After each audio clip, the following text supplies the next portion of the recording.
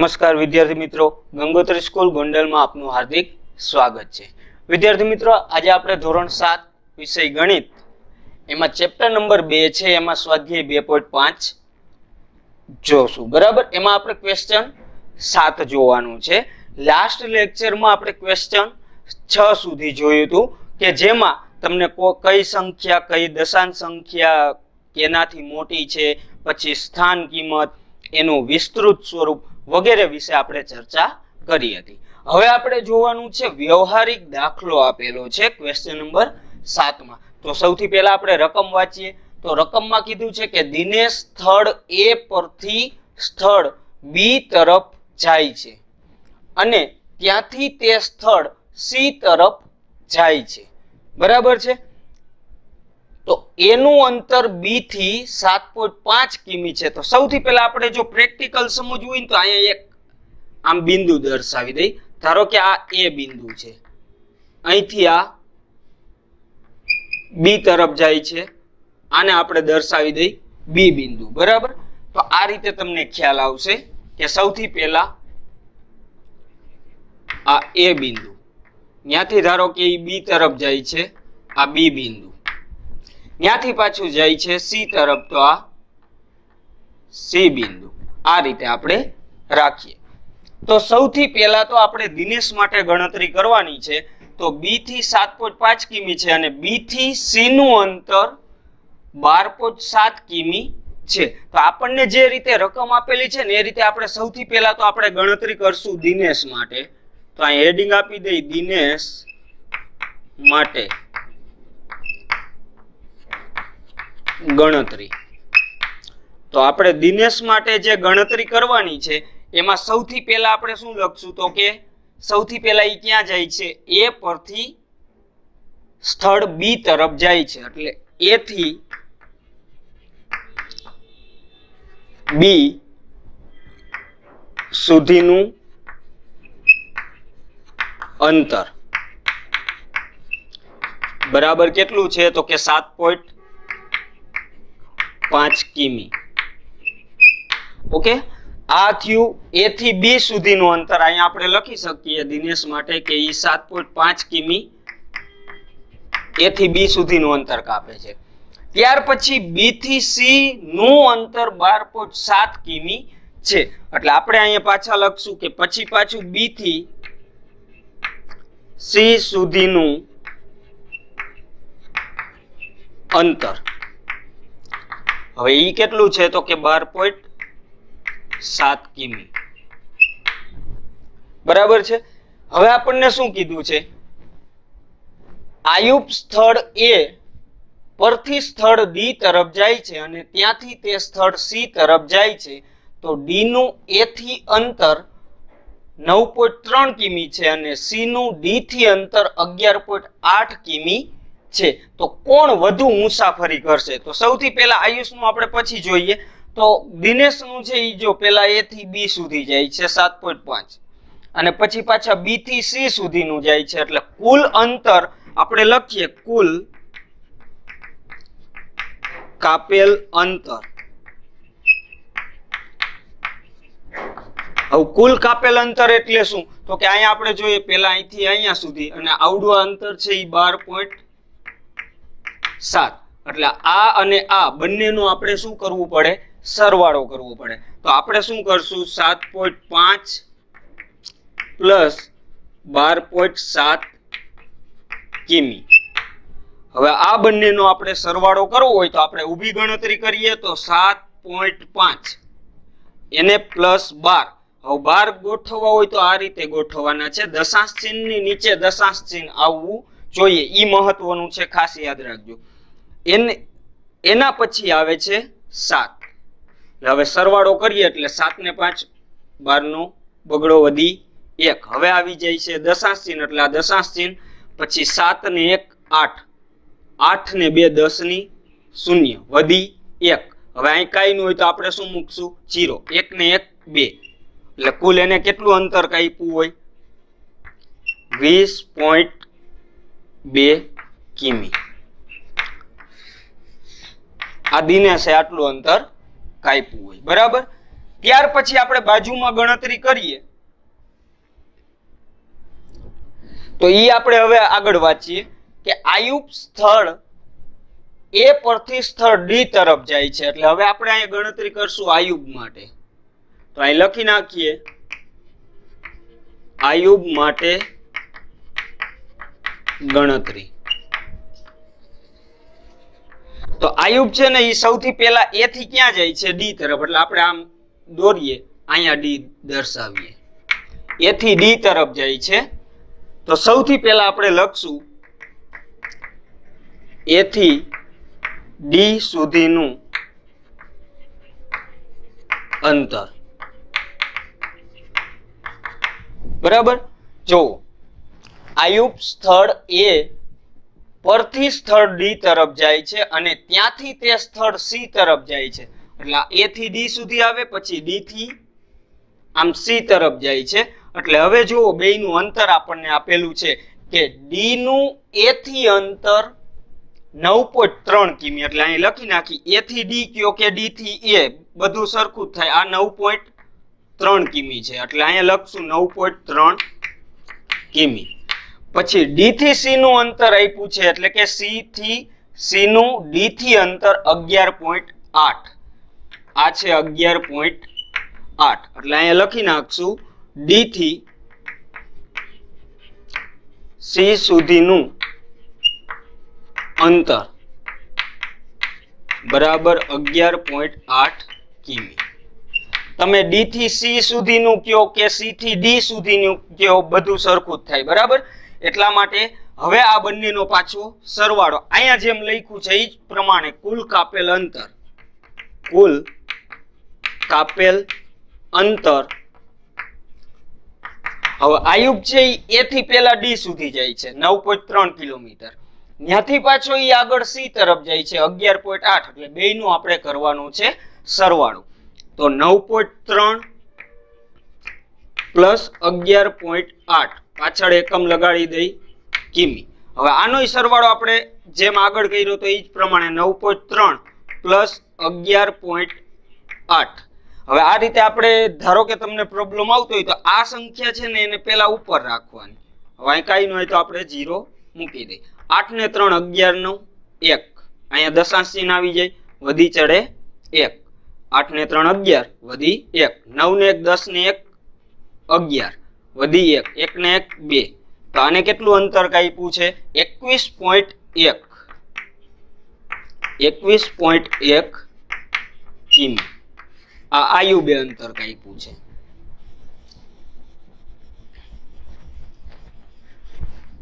બરાબર બેયને આપણને અંતર મળી ગયા કે દિનેશે 20.2 કિમી અંતર કાપ્યું છે અને આયુબે 21.1 કિમી અંતર કાપ્યું છે હવે આપણે પ્રશ્ન રકમમાં વાંચીએ શું કીધું છે તો કોણ વધુ મુસાફરી કરશે તો અહીં સીધું આપણે લખી નાખી અહીં 21.1 છે ઈ કોના કરતા મોટા છે આ 21 કિલોમીટર છે ઈ 20 કિલોમીટર કરતા મોટા કહેવાય એટલે 20.2 કિમી છે બરાબર તેથી કોણે વધારે અંતર કાપ્યું હોય આ અંક મોટો છે એટલે આયુબે વધારે અંતર કાપ્યું હોય આયુબે વધારે અહીં સીધું લખવાનું મુસાફરી કરશે તો મુસાફરી લખી નાખો આયુબે વધારે મુસાફરી કરી હોય ઓકે ત્યારબાદ શું કીધું છે અને કેટલી આ એક શબ્દ પણ આવ્યો છે અને કેટલી એટલે કેટલી વધારે મુસાફરી કરી ધારો કે આને 20.2 કિમી અંતર કાપ્યું છે આને 21.1 કિમી અંતર બેયનો આપણે શું લેવું પડે તફાવત તેથી આપણે બંને અંતરનો તફાવત સીધું આપણે લખી નાખી તફાવત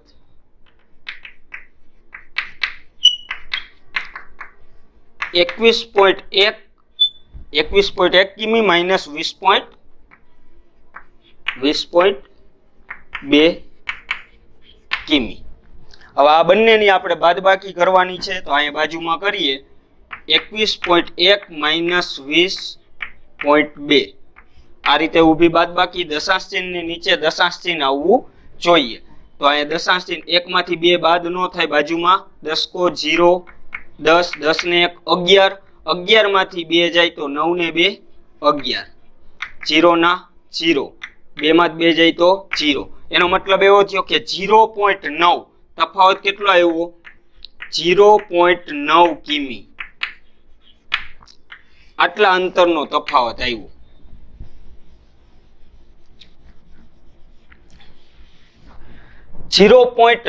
કિમી અંતરનો તફાવત છે બંને વચ્ચે, એટલે કે આયુબે છે ને 0.9 કિમી વધુ અંતર કાપ્યું.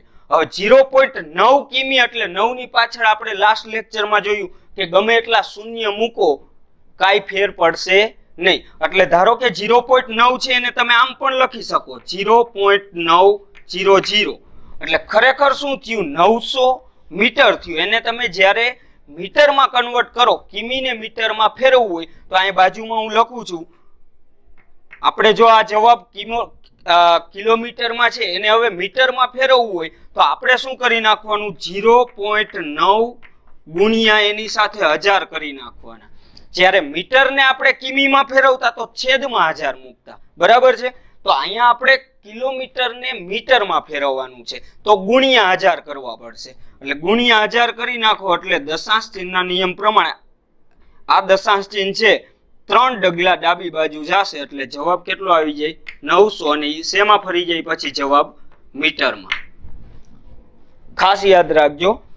અને જો આ રીતે સીધો જવાબ આમ ડગલા ભરવાના જમણી બાજુ. જો ગુણાકાર કોઈ પણ એકની પાછળ ગમે એટલા શૂન્ય હોય, દશાંશ સ્વરૂપને આપણે જ્યારે આમ ગુણાકારમાં મૂકો કોઈ પણ સંખ્યા સાથે 10 100 1000 એકની પાછળ કોઈ પણ મીંડાવાળી સંખ્યાનો ગુણાકાર કરવામાં આવે તો એ પ્રમાણે તમારે જમણી બાજુ એટલા ડગલા ખસવું પડે. દશાંશ ચિહ્નને આપણે એ બાજુ જમણી બાજુ મોકલવાનું હોય છે, બરાબર?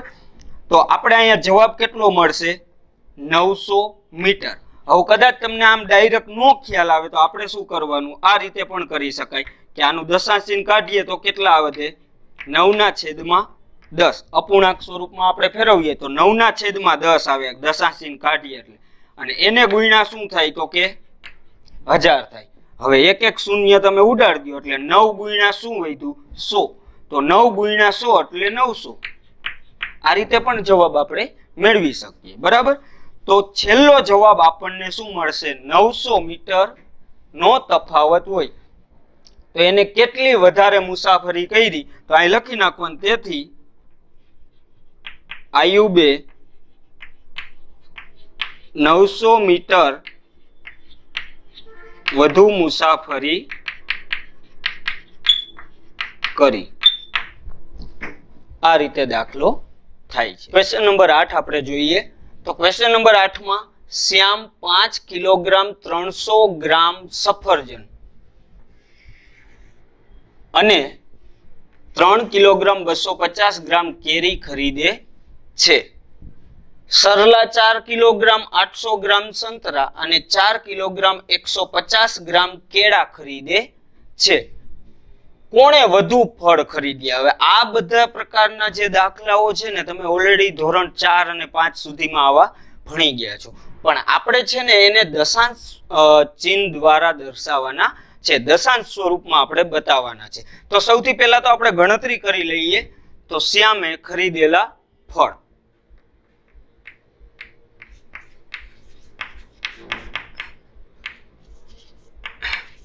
શ્યામે ખરીદેલ કુલ ફળ. તો શ્યામે તો કે 5 કિગ્રા અને 300 ગ્રામ પ્લસ 3 કિગ્રા 250 ગ્રામ.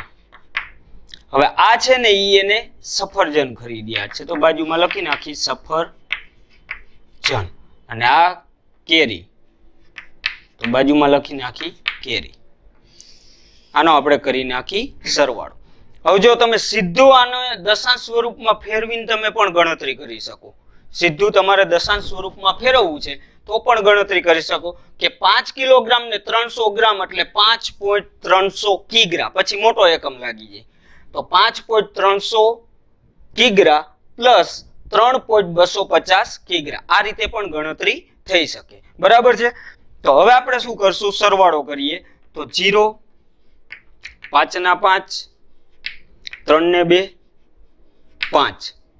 બરાબર છે. આ ગ્રામ અને આ બાજુ અહીંયા કિગ્રા લખી નાખીએ તો 5 ને 3 8. 8 કિગ્રા ને 550 ગ્રામ આ કુલ ખરીદી. હવે યાદ રાખજો 8 કિગ્રા ને પોઈન્ટ પછી ગ્રામ હે ને 3 એકમમાં હોવા 3 અંકમાં હોવા જોઈએ. તો અહીંયા આપણે તેથી કરીને સીધું જ લખી નાખીએ 8.550 કિગ્રા. આ શ્યામે ખરીદી કરી. બરાબર છે. એના પછી બાજુમાં આપણે ગણતરી કરશું સરલાની. સરલાએ ખરીદેલ કુલ ફળ.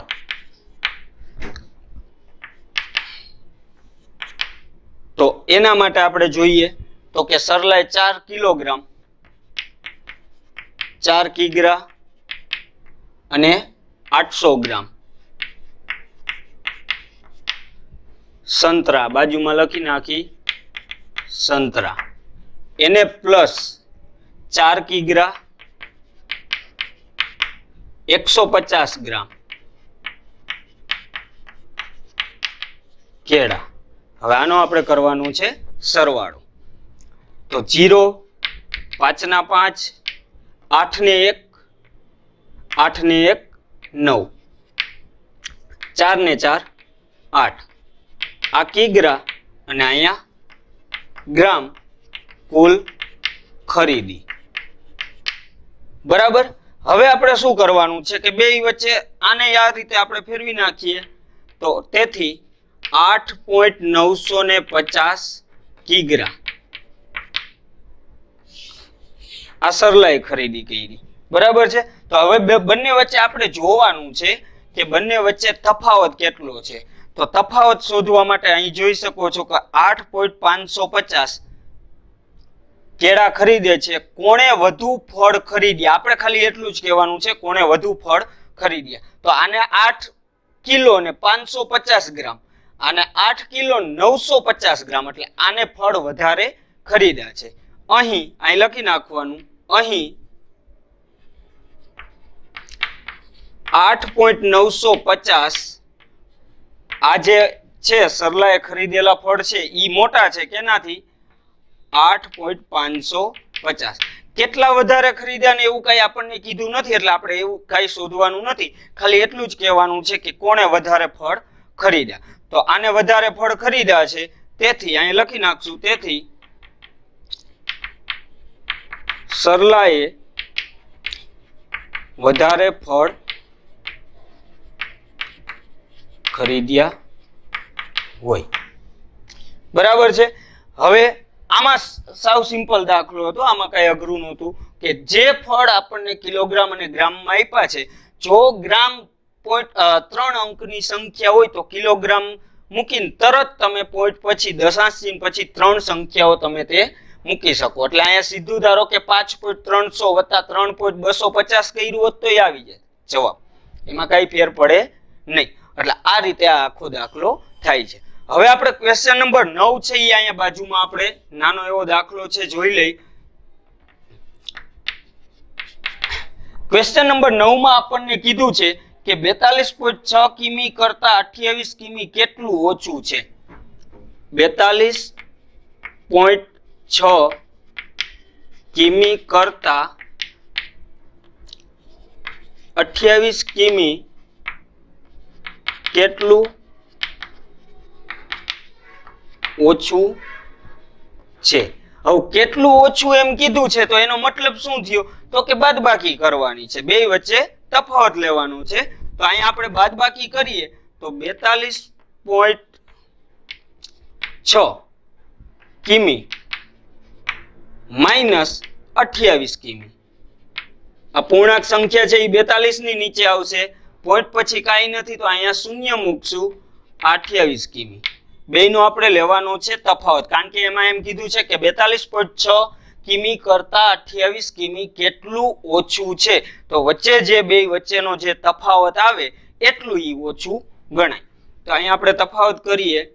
અહીં એકમ લગાડી દઈ કિમી, 6 ના 6 દશાંશ ચિહ્ન, 2 માંથી 8 નો જઈ બાજુમાં લેશું દસકો, અહીંયા આવશે 3, અહીંયા મૂકશું 10. હવે ઘણા વિદ્યાર્થીઓ ધારો કે ડાયરેક્ટ અહીંયા 12 મૂકતા હોય તો આ 2 ને આપણે આમ છેકો મારી દેવાનો છે, બરાબર. તો હવે હું શું કરીશ તો કે 10 ને 2 12, બેયનો સરવાળો કરીશ. 10 ને 2 12, હવે એમાંથી 8 બાદ કરીશ એટલે 12 માંથી 8 જાય તો 4, 3 માંથી 2 જાય તો 1. આમ 14.6 કિમી જેટલો વચ્ચેનો તફાવત છે. તો આમ લખી નાખી. તેથી 14.6 કિમી જેટલું ઓછું છે. તો વિદ્યાર્થી મિત્રો આ રીતે આપણે ક્વેશ્ચન નંબર 9 અહીં પૂરો થાય છે. ધન્યવાદ. Thank you.